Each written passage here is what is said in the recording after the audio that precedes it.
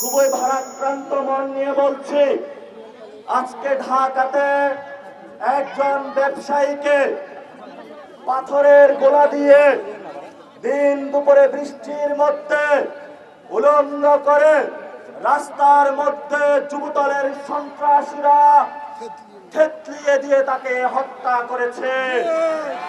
ব্যবসায়ী ভাইদের উদ্দেশ্যে বলবো, আপনারা এই 5 তারিখের পরে লন্ডনে সিরিয়াল ধরেছেন, বিএনপির নেতা কর্মীদের কাছে সিরিয়াল ধরেছেন, কিন্তু আজকে বিএনপির নেতা কর্মীরা আপনাদের শরীর থেতলে দিয়ে উপযুক্ত জবাব দিয়েছে।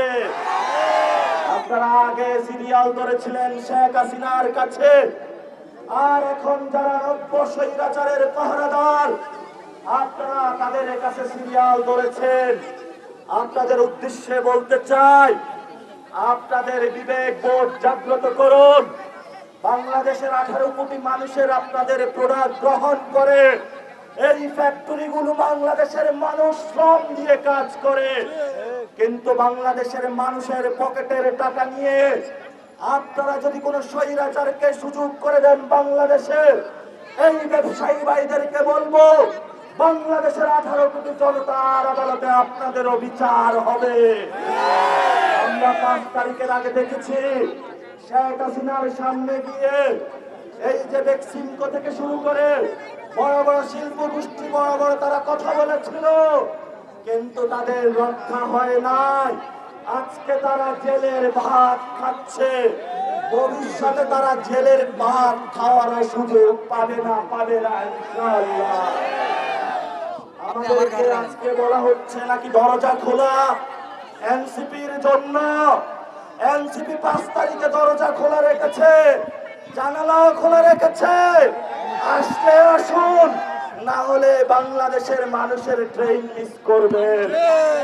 এই ট্রেন যদি হারান, তাহলে একদল গিয়েছে দিল্লিতে আর একদল কই যাবে সেটা আমরা গ্যারান্টি দিতে পারি না। খুলনা অঞ্চলে নাকি বাঘ ভেসে বেড়ায়, খুলনা অঞ্চলে নাকি রয়্যাল বেঙ্গল টাইগার আছে।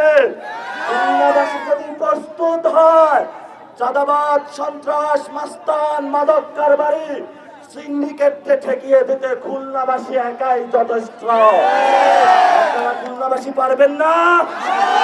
এই খুলনাবাসীর সামনে সাক্ষ্য রেখে বলে গেলাম, আপনার ভাই শহীদ হয়েছে, আপনার বোন শহীদ হয়েছে, আপনার ভাই এখনো হসপিটালে কাতরাচ্ছে, আর চাঁদাবাজরা, নব্য চাঁদাবাজরা আমাদের উপরে নতুন করে চোখ তুলেছে।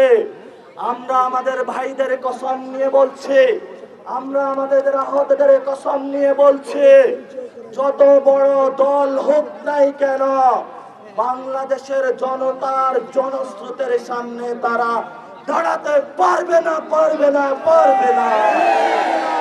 খুলনাবাসী, জানি আপনারা অনেক বিপ্লবী, বক্তব্য দীর্ঘায়িত করব না। আপনারা শেষ কথাটা শুনে রাখুন, বাংলাদেশে গণতান্ত্রিক প্রক্রিয়ায় যাওয়ার জন্য আমরা দল গঠন করেছি। আমরা বাংলাদেশে শান্তি চাই, আমরা বাংলাদেশে সুসংহত ব্যবস্থা চাই, কিন্তু যেই প্রক্রিয়ার মাধ্যমে যাব সেটার একটি সাংবিধানিক প্রতিষ্ঠান হলো নির্বাচন কমিশন। নির্বাচন কমিশনের ইতিহাস কি আপনাদের জানা আছে? নুরুল হুদার কথা কি জানা আছে? রকিবের কথা কি মনে আছে? নতুন হুদা রকিব আবিষ্কার হয়েছে, প্রধান নির্বাচন কমিশনার নাসির।